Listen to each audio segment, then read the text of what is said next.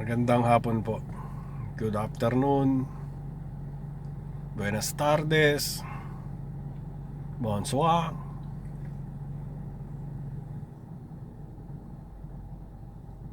Imbag Papunta na po adlaw. malibag na adlaw. Naimbag. Naimbag Na aldaw. na aldaw. Nga aldaw. Para ka namang si... Naimbag nga aldaw. There O you yun, go. tumama din. Yan. Ito nyo po yung nando doon. Wells Cargo. Hindi ko alam kung nababasa sa ano. Madilim yung screen eh. Wells Cargo Trailers. Naalala nyo ba yung Wells Cargo sa Cainta Junction nung araw? Nung lumalakay ako, nagbibiyaya ako, meron doon. Kumukuti-kutita palagi pag patak ng dilim. Yung Wells Cargo doon, pinakasikat na beer house nung 70s, 80s. Wells Cargo? It's a beer house with that? Yes. Ba't tinawag na Wells Cargo? Ay, hindi ko nga alam. Ngayon ko lang na ano na. Yung That's dito weird. pala kinuha siguro yung pangalan nun. Right. Papunta po kami ng Lowe's. Nako, bilisan mo pare ko. Aabutan kami. Ay. Muntik na kaming abutan. Mag-alala. Papunta po kami ng Lowe's. At meron pong nagregalo Do you want sa... me to park over there or... Well, it's up to you. You know, you're the driver. Ni-English pa ako ng asawa ko. Kala niya, ubra siya sa Inglesan. Don't me! Kahit Hapon, kahit German, kahit French, mapapalaban siya sa akin. May nagregalo po ng trimmer. Sa Diyosawa ko, pick upin na lang po daw dito.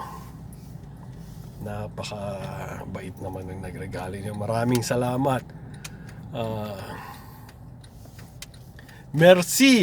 Merci beaucoup sa hipag ko na nagregalo. Shout out kay Eloisa. Thank you very much. Kaya papasok po muna kami sa loob at hahanapin po namin yung pipick upin namin na trimmer.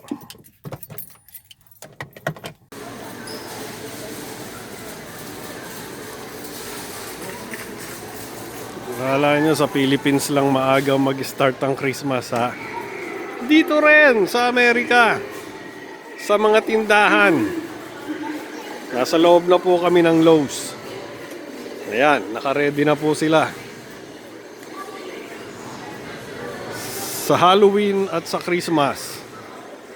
Ang Halloween section po ay nandoon sa kabilang side na yon. Yun.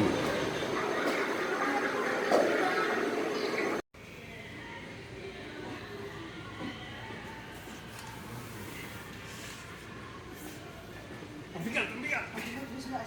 Yeah, mabigat. Oh, ito na ha.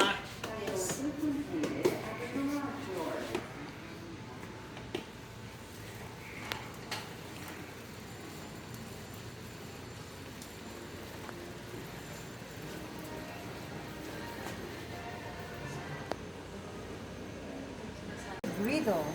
Look at this. Oops. How do you... That's nice. Nakita po yung mga salansana ng barbecuehan. Gusto ko sana magpadala nito sa Pilipinas eh. Yung barbecuehan. Propane po ang ano nito eh. Bala, LPG. Maganda siya, sweetheart. Hindi ba balak, yan ang gusto kong bilhin noon. Kaso nakita natin yung Yeah. yung isa, yung mura lang, yung maliit. Sabi ko, ayos na yun sa atin. Anyway, Magkano yan? it's $3.49. Sige, dapat makikita nila yung Okay. presyo. So, it's not cheap. Mia, 350 times 58. Hurry up! Mahal siya, hindi natin afford. Oh, lalo na naman yun, no? 800. Oh, 20,300 yung Look at this one, oh. yung nakita namin na yun. Oh, yan, 800 times 58. Wow, look at this. Look at this. And then, what is this on the bottom, sweetheart? Oh, look at that. O, yan po, 46,000 pesos. Oh, but you know, it's a space saver. Ito, 500. But it's a space saver, see? Yeah. If you have a small space, Maganda. then you can just extend that one. See? Right? Are you gonna buy it? No. Wala naman tayong pambili. Ito nga lang, kung walang nagregalo, kung walang nagregalo, hindi pa makakabili. Ayos talaga ang mami mo. Okay, pupunta lang po ako doon sa side ng mga Halloween at bibidyohan ko po at magbabayad na po kami.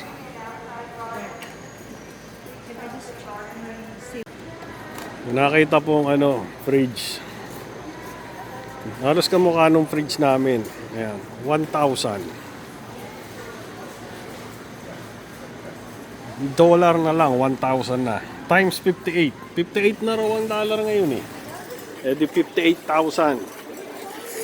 Kasi malapit na pong mamaalam yung fridge namin. Pero pwede pa rin po. Kaya nagtitingin-tingin na ng makakapalit. Save $700 pa po yun. Naka-sale po yung fridge na yun.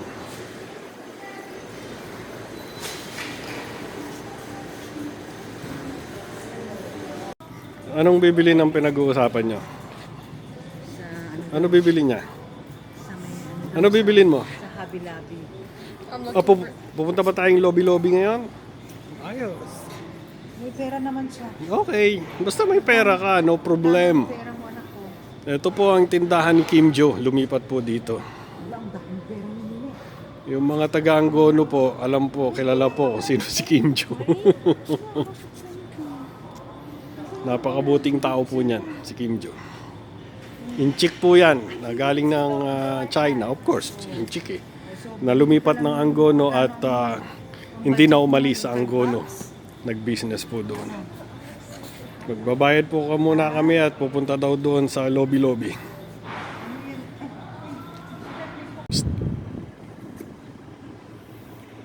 Nandito po kami sa harap ng lobby-lobby. Iniintay po namin yung Uber namin. Ito, dumadating na po yung Uber namin. Ayan. Aba, at babae driver ng Uber namin. Ayun po siya. Seryosong-seryoso pagmamaneo.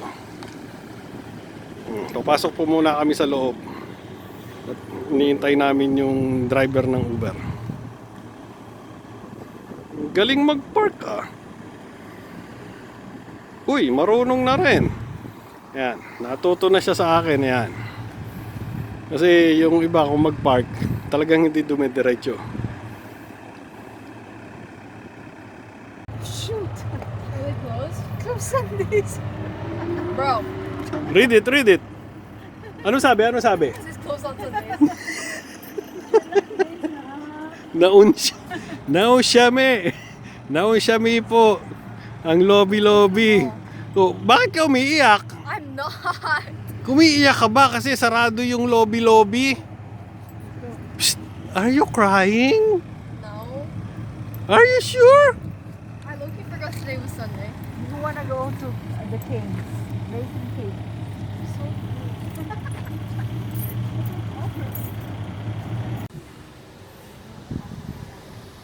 Dito po, napunta. Dito nag-aya ang Jonakis. Ganun lang naman po ang buhay naming mag-anak sa weekend. Nilalaboy ang anak. Family day. Isang simpleng araw. Ewan ko kung ano ang hahanapin ito dito. Yun lang naman po ang gusto niyang puntahan eh. Lobby-lobby, tsaka itong Michaels. At mahilig magagawa ng mga beads na bracelet. Susundan ko po muna sa loob at kita-kita po tuloy tayo maya-maya. Kung nag-o-observe sa dinadaanan, speed limit, you have to pay attention yeah, to kasi speed limit. sa 14 na siya, 15, 16, pwede na siya 2 years mag-start. na lang. Eh kung palagi nasa cellphone at hindi nag-o-observe sa paano matututo? Doon ako anak Kaya yun na. ang sinasabi ko eh. I pay attention sa mga speed limit. Kasi matanda na ako nung pumunta ako dito, so have to. Pauwi na po kami, wala pong nabili ang Junakis. Sarado po yung lobby-lobby. Hobby-lobby po yon kung tawagin ko lobby-lobby. Oh, comment na mga ano. Kasangkay. Punta ng Michael, so wala ring nabili kasi mahal doon. Sabi ko, naobserbahan po naman naming mag-asawa yun. Pati naman siya, alam niya. Bakit wala siya nabili kasi? Mas mahal doon sa kay Michael Jackson kaysa sa lobby-lobby. Kasi siya na Ngayon. mismo magbabayad. Sabi namin, bakit?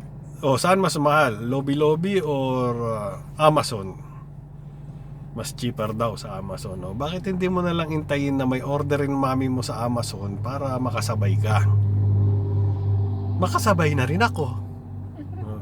Kasi iniintay lang naman natin mami mo na may para maka-order din tayo. Pero baka it's gonna take forever. Yun nga lang ang problema doon. Hindi ko lang sinabi sa Junakis na baka sa 2029 pa yon. Kasi sa kakuriputan ni Mami. Check. Wala. Kaya ito po, pauwi na kami. Iintay na lang po daw niyang umorder ang mami niya. Pero mag-check na raw siya sa Amazon. Sabi ka, araw-araw naman pwede kang mag-check sa Amazon, miyak-miyak. Pwede kang tumingin. Libre. Daddy's always looking on Amazon. Like every single time I walk past him when he's on his computer, he's always on the Amazon. Ano tinitingnan ko sa Amazon? Watch. Watches. Yun lang naman. Parang mami mo rin. Palagi siyang tumitingin sa mga jewelries. Pero hindi kami bumibili. Tingin lang kami hanggang tingin. Satisfied na kami doon. Kasi yung money namin na ibibili dapat, sinesave namin para sa educational fund mo. Tama. Para pagka-college mo. Ngayon, gusto mong pagtingin namin sa Amazon, tulad nung nakikita kong diver's watch, $700. Bibiling ko pero ibabawa sa educational fund mo. Gusto mo ba yung ganon? Answer, Daily Double. Hindi ka makasagot, ano? Ganon Baka gusto ka-importante. niya na mag-student loan siya ng hundreds of thousands of Student dollars. loan, minimum. I have like $2 in my college fund. Student loan, $80,000. $80,000, gaano katagal mo babayaran yun? Years. 10, Hindi, 15 years. Hindi ka po pwedeng palagpasin. Even if you're bankrupt, you still have to pay your student loan. At hindi ka makakaligtas doon. Babayaran at babayaran mo yun. Yep. Kaya be smart. Kaya habang maaga, tulungan mo kami ni Daddy. Hindi yung bili ng bili kung ano magustuhan. Isipin mo yung haharapin nating gastos pagka-college mo. Makailang Louis Vuitton na sana akong bili. Kaya, di sana ako, hindi lang BMW. Nabi yung kinakabayo ko ngayon. BMW R12 sana yon. Kaya lang, iniisip namin yung, ang laki nun ah. Diba dyan ang... Okay, maraming salamat po pagsama ninyo sa amin ngayong araw na to. Pang-apat na ang topic ko na ba to? Galing ah. Nandito uli ko po kami sa Greenback. Pauwi na po kami doon sa dinaanan po namin kanina. Yung napaka-memorable na karsada sa buhay ko. Na 17 years ago ba, sweetheart? 18 years ago, yung kauna-unahang dumaan ako sa karsada na to para i-meet. Unang pag-meet namin ng asawa ko. Iba pala yung iniisip ko. Sino ba yung iniisip mong 18 years ago? May nauna pa ba sa akin?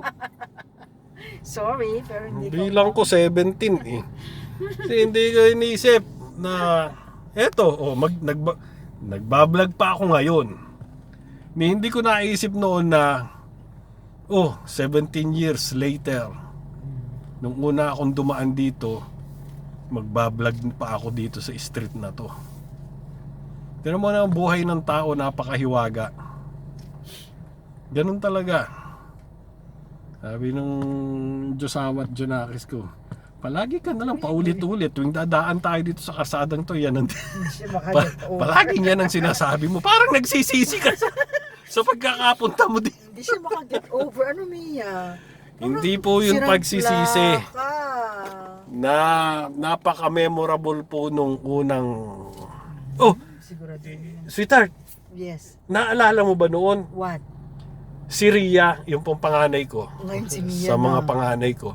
Kasing edad po ngayon ng Junakis ko nang kasama ko po siya. Yeah. Di ba ganitong edad din si Ria Yes, noon? kasi when we got married, Hmm. parang hindi. Halos I think ganito, Ria was 14-15, older. ganyan. Yeah, 14-15. 14, I think. 14-15 si Ria. Yung panganay po sa lahat ng panganay ko nung unang-unang dumaan kami dito. Tapos ito naman pong bunso sa lahat ng panganay ko na panganay pa rin. Ganong edad, 17 years after, talagang napakahiwaga ng buhay ng tao. Well, ayun na naman po yung kabayo na may alien, may skeleton.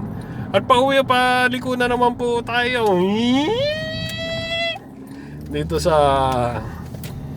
aming teritoryo.